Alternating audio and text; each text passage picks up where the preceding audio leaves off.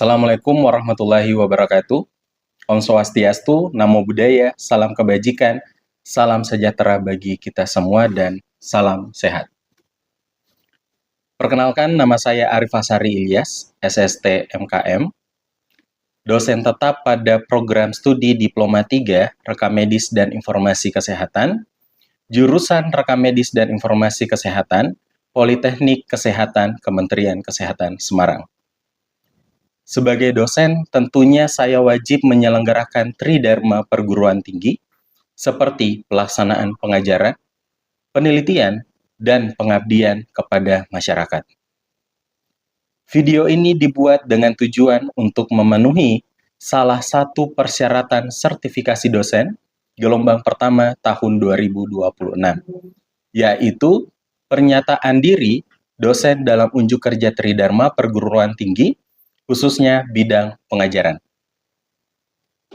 Pada kesempatan kali ini, saya akan memaparkan salah satu mata kuliah yang saya ampu, yaitu Manajemen Rekam Medis Hybrid, yang saya ajarkan kepada mahasiswa Diploma 3 Rekam Medis dan Informasi Kesehatan dengan menggunakan pendekatan DIA, yaitu Delivery, Interaction, dan Assessment. Mata kuliah ini merupakan salah satu mata kuliah wajib bagi mahasiswa semester 2 dengan bobot 2 SKS. Adapun capaian pembelajaran lulusan atau CPL dalam mata kuliah ini adalah sebagai berikut. Yang pertama, mampu mengelola rekam medis yang baik dan akuntabel berdasarkan prinsip berkarakter dan mengamalkan kode etik profesi PMIK. Kedua, mampu menyajikan data dan informasi kesehatan dalam pelayanan kesehatan yang akurat. Yang ketiga, mampu menerapkan manajemen informasi dan teknologi kesehatan untuk mendukung pelayanan kesehatan ginjal secara manual, hybrid, dan elektronik secara akurat. Selanjutnya adalah capaian pembelajaran mata kuliah atau CPMK adalah sebagai berikut. CPMK pertama menerapkan prosedur registrasi dan identifikasi pasien sesuai dengan standar operasional di fasilitas kesehatan. CPMK yang kedua menguasai sistem informasi dan alur pelayanan. CPMK ketiga melakukan pengolahan rekam medis manual dan elektronik sesuai dengan standar operasional dan kebijakan yang ada. CPMK yang keempat menerapkan tata kelola data dan klasifikasi. Kemudian CPMK yang kelima adalah evaluasi dan penyelenggaraan rekam medis elektronik. Dari CPMK tersebut terbagi menjadi 10 sub CPMK, yaitu sub CPMK yang pertama menjelaskan prosedur registrasi pasien baru dan menerapkan identifikasi pasien sesuai dengan standar. Sub CPMK yang kedua, mengidentifikasi sistem informasi yang digunakan di fasilitas kesehatan. Sub CPMK yang ketiga, menganalisis alur pelayanan pasien dan rekam medis manual. Sub CPMK yang keempat, mengoperasikan antarmuka pengguna atau user interface rekam medis elektronik. Sub CPMK yang kelima, melakukan pengolahan dan penyimpanan rekam medis manual. Sub CPMK yang keenam, mengimplementasikan penyimpanan rekam medis hybrid, baik manual maupun elektronik. Kemudian sub CPMK yang ketujuh, menjelaskan proses peralihan dari manual ke elektronik. Sub CPMK yang kedelapan, menjelaskan isi, struktur, dan klasifikasi data rekam medis. Sub CPMK yang ke-9 memahami prinsip tata kelola data dan sistem informasi kesehatan. Kemudian sub CPMK yang ke-10 menilai kinerja sistem rekam medis elektronik dan melakukan evaluasi. Selanjutnya saya akan menyampaikan deskripsi mata kuliah ini, yaitu mata kuliah ini mempelajari tentang registrasi dan identifikasi pasien, alur dan prosedur pelayanan pasien, dan rekam medis manual dan elektronik. Registrasinya meliputi penomoran, penamaan, master pasien indeks, identifikasi, pendistribusian data rekam medis elektronik. Pengolahan informasi rekam medis manual dan elektronik, cakupan pelayanan rekam medis yang meliputi assembling, analyzing, coding, indeks dokter, dan kematian, serta filing. Penyimpanan rekam medis manual dan elektronik, termasuk backup dan recovery data.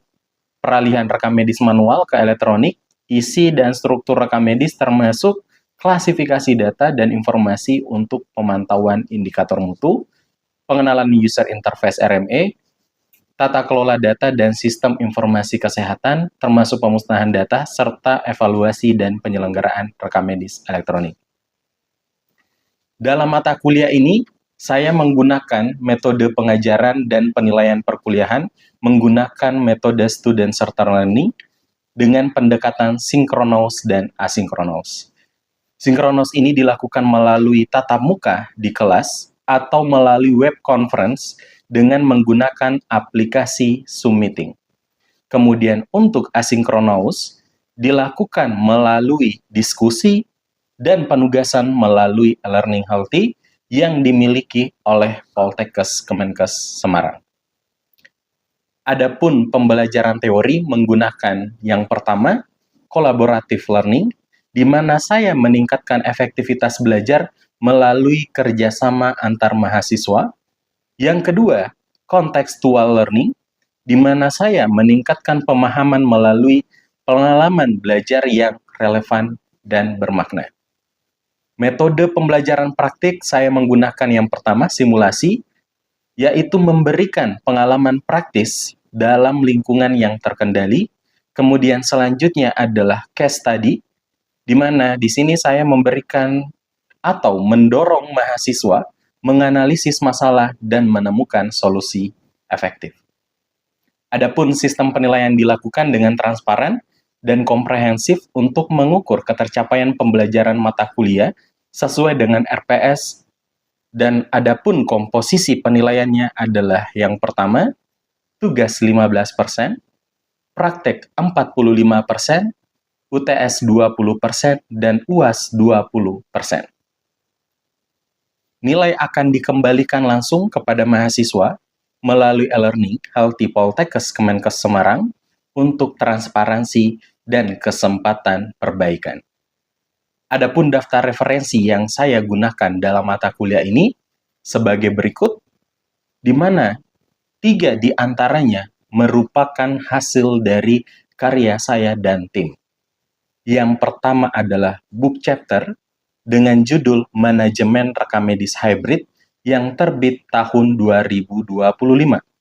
Kemudian yang kedua adalah hasil dari penelitian saya, di mana saya menjadi anggota penulis yang diterbitkan tahun 2023. Kemudian yang ketiga adalah hasil dari penelitian saya sendiri sebagai ketua dengan judul Analisis Kesesuaian Variabel dan Metadata Rekam Medis Elektronik, Studi Kasus pada Instalasi Rawat Jalan Rumah Sakit X yang terbit tahun 2023. Demikian deskripsi mata kuliah Manajemen Rekam Medis Hybrid yang dapat saya sampaikan. Selanjutnya, mari kita mengikuti proses pembelajaran ini. Assalamualaikum warahmatullahi wabarakatuh. Waalaikumsalam warahmatullahi wabarakatuh. Ya, selamat pagi semuanya. Pagi, Pak. Oke, sehat semuanya? Sehat. Ya, semoga sehat ya. Ya. Oke, jadi pada hari ini kita masuk di mata kuliah Manajemen Rekam Medis Hybrid yang masuknya itu di pertemuan kedua. Sebelum kita memulai, alangkah baiknya kita berdoa dulu. Minta tolong Denny ya, silahkan pimpin doa. Sebelum memulai perkuliahan pada pagi hari ini, berdoa menurut agama dan kepercayaan masing-masing, berdoa dipersilakan.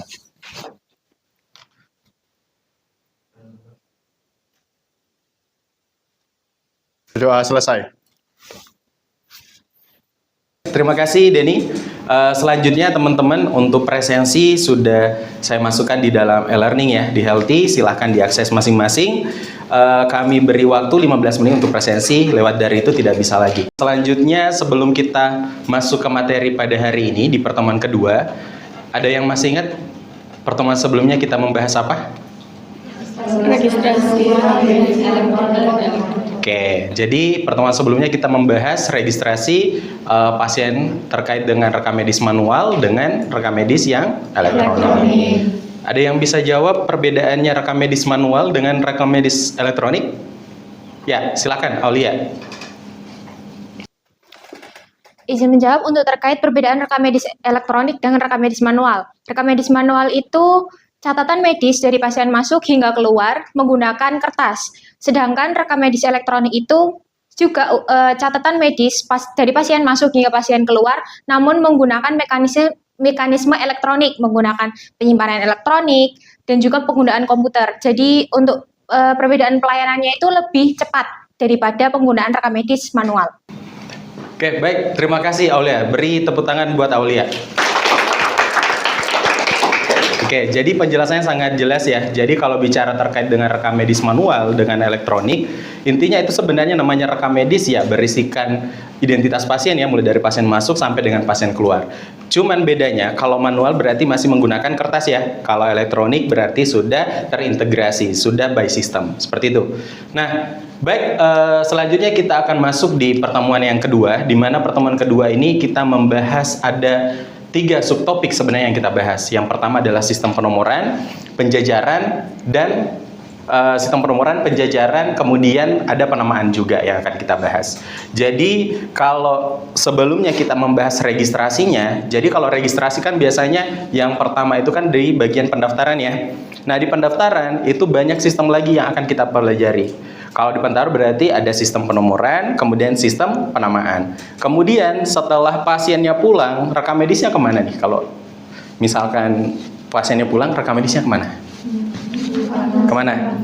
Ya, kembali ke penyimpanan. Pada saat kita simpan, itulah sistem penjajaran yang akan kita terapkan. Nah, itu kita akan pelajari, dan insya Allah setelah pembelajaran di kelas ini, kita akan langsung mempraktikkan di lab rekam medis manual. Seperti itu ya. Oke, baik, sebelumnya, kira-kira teman-teman, kemarin kita sempat bahas masalah registrasi. Di dalam registrasi itu kan berarti ada pendaftaran pasien kan? Nah, di pendaftaran pasien yang sering terjadi apa deh biasanya? Kalau misalkan kira-kira biasanya yang bisa terjadi terkait dengan kesalahan apa? Ya, kesalahan penginputan. Bisa terjadi duplikasi nggak kalau masih manual? Bisa kan? Karena kan kita mempelajari manajemen rekam medis hybrid. Jadi kalau hybrid berarti bagaimana manualnya, bagaimana elektroniknya. Kalau manual bisa saja masih ada duplikasi. Masih aja duplikasi. Nah, itu ternyata ada beberapa referensi dari luar yang menyatakan terkait dengan apa dampaknya jika terjadi duplikasi. Ini penelitian dari luar negeri menyebutkan dengan adanya duplikasi ini, itu dampaknya bisa saja dari keselamatan pasien. Kemudian yang kedua terkait dengan biaya. Bahkan kalau dilihat dari referensinya ini di tahun 2026 teman-teman. 2026, ini masih baru. Jadi malah ada yang menyebutkan bahwa ada kesalahan miskomunikasi antara sistem. Itulah penyebabnya kalau misalnya atau dampaknya jika ada duplikasi yang terjadi. Kemudian ada lagi referensi di Indonesia. Ini kebetulan saya dengan tim pada saat itu melakukan penelitian juga. Di Indonesia di tahun 2023 ini saya studinya di pendaftaran rawat jalan.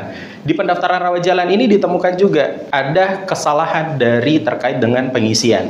Bahkan ada yang harusnya dilengkapi tapi tidak dilengkapi. Seperti yang tadi yang teman-teman sampaikan, kalau misalkan di registrasi itu ada risiko yang bisa terjadi. Pertama, ya tadi kesalahan penginputan. Kalau masih manual berarti bisa saja salah tulis ya.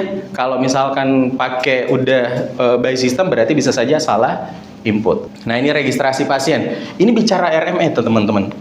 Kalau RME, tadi apa RME? Ya, kalau bedanya manual sama elektronik tadi apa? Kalau manual? Pakai kertas. Pakai kertas. Kalau elektronik? By system. Ya, by system. Jadi gini, kalau sepengetahuan teman-teman, jenis kelamin itu ada berapa? Apa? Laki-laki dan perempuan ya. Nah, kalau sesuai dengan KMK 1423 tahun 2020 itu dijelaskan ketika misalnya sudah menerapkan RME, ini kan berkaitan dengan pedoman variabel dan metadata ya. Jadi harus sama variabelnya rumah sakit satu dengan rumah sakit yang lainnya. Jadi salah satu syaratnya itu adalah format atau value-nya di sini itu harus sama. Misalnya punyanya rumah sakit A, ini jenis kelaminnya ada 2. Laki-laki dan perempuan. Tapi karena ada pedoman seperti ini, berarti di rumah sakitnya pakai berapa itu, Dek? Ada 5 ya? Nah, ketika ini mau melakukan pertukaran data, itu tidak bisa. Kenapa? Karena variabelnya beda. Jadi itulah kenapa muncul ini teman-teman, untuk registrasi ke depannya. Karena teman-teman, seperti teman-teman ketahui bahwa penerapan RME itu paling lambat tanggal berapa? 31 Desember 2023. Sekarang sudah 2026. Sehingga kedepannya pasti semua rumah sakit atau Fasiankes itu sudah menerapkan RME semua. Nah, salah satu syaratnya adalah variabelnya harus sama supaya bisa melakukan pertukaran data. Kemudian sistem penomoran ada 3. Yang pertama adalah serial numbering system, kemudian unit numbering system, dan serial unit numbering system. Bedanya apa teman-teman? Kalau unit ada 3 tadi ya sistem penomoran ya. Jadi sistem penomoran ini diberikan pada saat pertama kali pasien datang berobat. Jadi kalau misalkan ada pasien datang berobat, nah untuk mengetahui sistem penomorannya, kalau serial numbering system berarti setiap kali datang berobat diberikan nomor rekam medis yang baru. Jadi kalau misalkan pasiennya datang besoknya lagi berobat, selalu diberikan nomor rekam medis yang baru, gitu ya. Kalau unit numbering system, apa bedanya? Di sini ada perbandingan sistem penomoran. Kalau ini apa? Terkumpul dalam satu map. Atau kalau unit numbering system itu berarti satu nomor digunakan untuk semua pasien. Seperti itu ya. Jadi mau dia datang sekali, 2 kali, 3 kali, nomornya tetap sama. Kalau serial unit apa? Setiap datang kali berobat selalu diberikan nomor rekam medis yang baru, tapi pada saat disimpan rekam medis yang lama digabung dengan rekam medis yang baru. Nah, kemudian selanjutnya bagaimana sistem penamaan jika RME? Kalau sudah RME teman-teman, sistem penamaannya mengikuti KTP-nya. Apa yang tertulis di KTP-nya itu juga yang kita masukkan ke dalam nama pasiennya, karena nanti ke depannya itu akan terintegrasi dengan Dukcapil. Nah, sekarang yang terakhir yang akan kita bahas yaitu adalah sistem penjajaran. Penjajaran tadi kapan dilakukan teman-teman? Saat apa? Saat rekam medis mau dilakukan atau disimpan di dalam ruang atau ruang filing ya, tempat penyimpanan.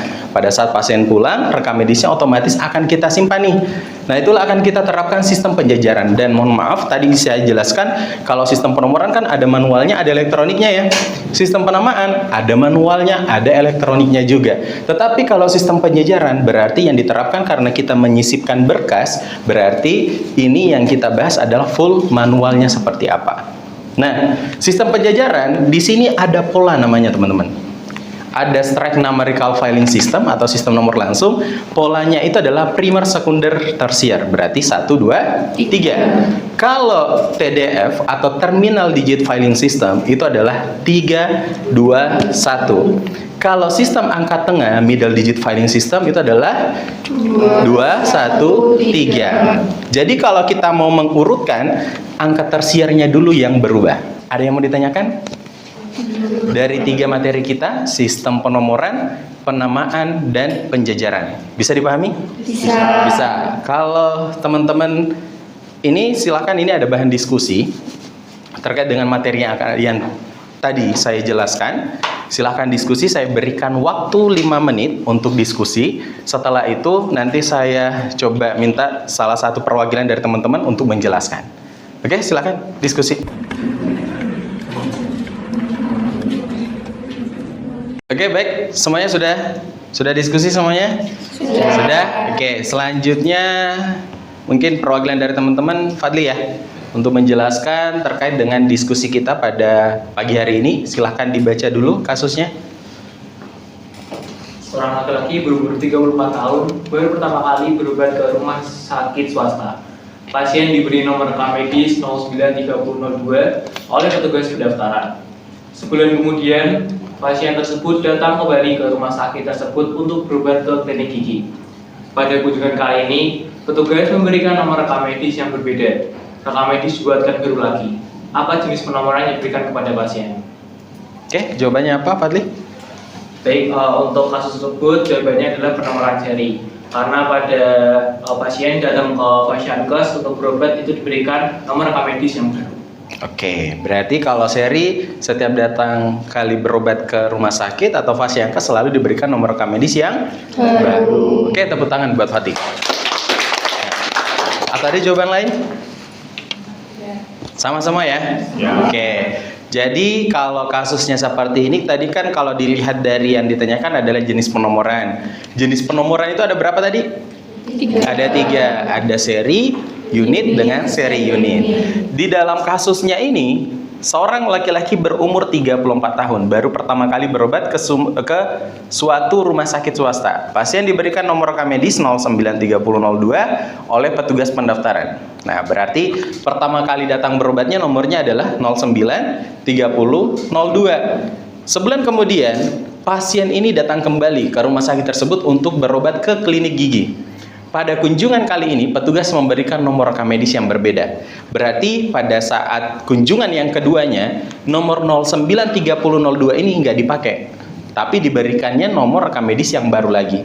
Sehingga kalau misalkan seperti itu skenarionya, berarti jawabannya adalah seri. Ada yang mau ditanyakan sejauh ini sebelum kita ke lab untuk praktikum? Belum ya? Oke. Jadi kita di lab akan melakukan praktikum mulai tadi yang penomoran, penamaan sampai melakukan penjajaran. Oke, kalau tidak ada pertanyaan, kita langsung saja ke laboratorium. Terima kasih semuanya. Oke.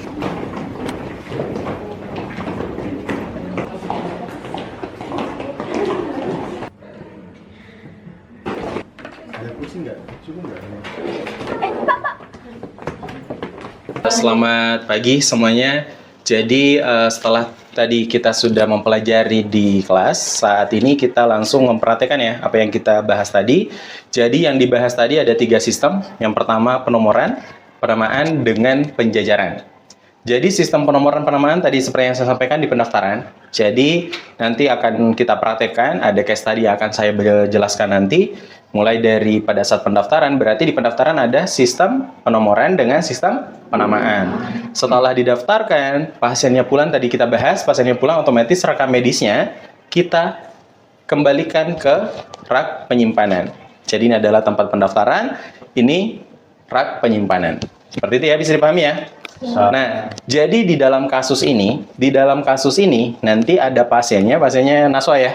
Nanti pasiennya kemudian sebagai pasien lama, dan kalau pasien lama dan masih menggunakan nomor rekam medis, kalian udah paham ya? Berarti sistem penomoran apa yang diterapkan. Setelah dilakukan pendaftaran, nanti Alif sebagai petugas pendaftaran, setelah dilakukan pendaftaran, nanti diarahkan ke poli, setelah di poli, otomatis kan rekam medisnya dikembali juga kan ke bagian rekam medis untuk dilakukan penyimpanan dengan cara menjajarkan tadi. Nah, nanti Denny sebagai petugas penyimpanan. Bisa dipahami ya? Simpelnya seperti itu ya. Jadi, silahkan melakukan proses pendaftaran dulu, dan studi kasusnya tadi saya sudah share ya teman-teman ya, sudah baca juga di e-learning case tadinya seperti apa. Tapi yang bisa saya simpulkan itu tadi. Jadi ada pasien datang berobat, dia sebagai pasien lama, kemudian nomornya masih sama dengan yang sebelumnya, kemudian nanti dilakukan penjajaran. Dan sistem penjajaran yang diterapkan tadi di e-learning apa teman-teman? TDF ya, TDF. Berarti kalau TDF polanya apa? 321. Nanti Denny ya melakukan penyimpanan, menjajarkan rekam medis yang mau disimpan dengan menggunakan sistem penjajaran yang angka akhir atau TDF. Oke, bisa dimulai ya? Oke, silakan. Selamat datang Kak, ada yang bisa saya bantu? Saya mau periksa Kak hari ini. Oh iya, sebelumnya udah pernah berobat di sini Kak? Sudah Kak. Sudah Kak. Boleh minta KIB-nya? Oh iya. Masih? Oke.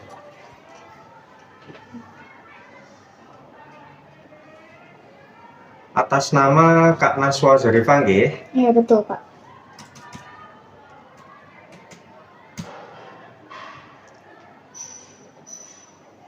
Keluhannya apa, Kak? Ini sih Kak, apa sih? LBP, low back pain.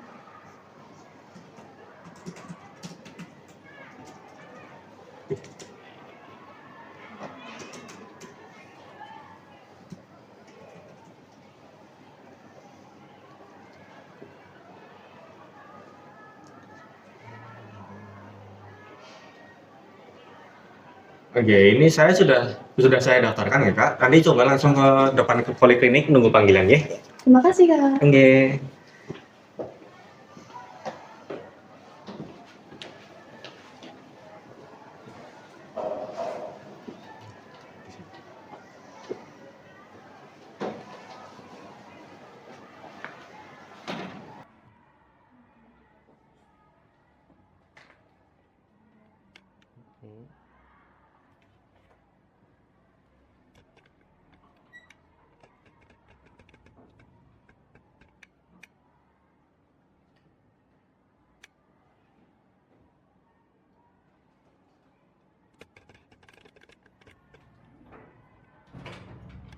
Baik, teman-teman semua. Jadi itu tadi praktek ya, masalah sistem penamaan, penomoran, dan penjajaran.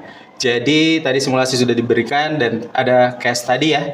Case tadi nanti silahkan di-upload di e-learning. Itu case tadinya silahkan dijawab berdasarkan praktek yang tadi kita lakukan. Mulai dari kalau misalkan kasusnya tadi Naswa melakukan pendaftaran, berarti sistem penomoran apa yang diterapkan. Nah, tadi kalau kita lihat kalau kita lihat tadi kalau misalkan pada saat pendaftaran berarti kan tidak meminta langsung menyebutkan nama ya. Dan ini sudah RME. Kalau sudah RME berarti sistem penamaan seperti apa yang diterapkan? Tadi sudah kita bahas ya. Kalau sudah RME berarti penamaannya berdasarkan apa? Nah, nanti silakan dijelaskan atau dibuat dan di-upload di e-learning. Seperti itu ya, termasuk sistem penjajaran tadi. Sistem penjajaran tadi dari Denny melakukan penyimpanan di angka 7 tadi ya. Nah, kenapa tadi kan sudah ada nomor rekam medisnya ya? Nomor rekam medisnya berarti sistem penjajaran apa yang diterapkan. Silakan dijelaskan di Word atau nanti terus uploadnya di dalam e-learning. Bisa dipahami? Bisa ya. Nah, kemudian selanjutnya ada evaluasi juga dari saya. Itu adalah pengerjaan kuis. Ya, pengerjaan kuis, teman-teman silahkan diakses kuisnya, kemudian silahkan dikerjakan. Itu waktunya 2 menit ya, ada 5 soal, silahkan dikerjakan. Oke, sudah?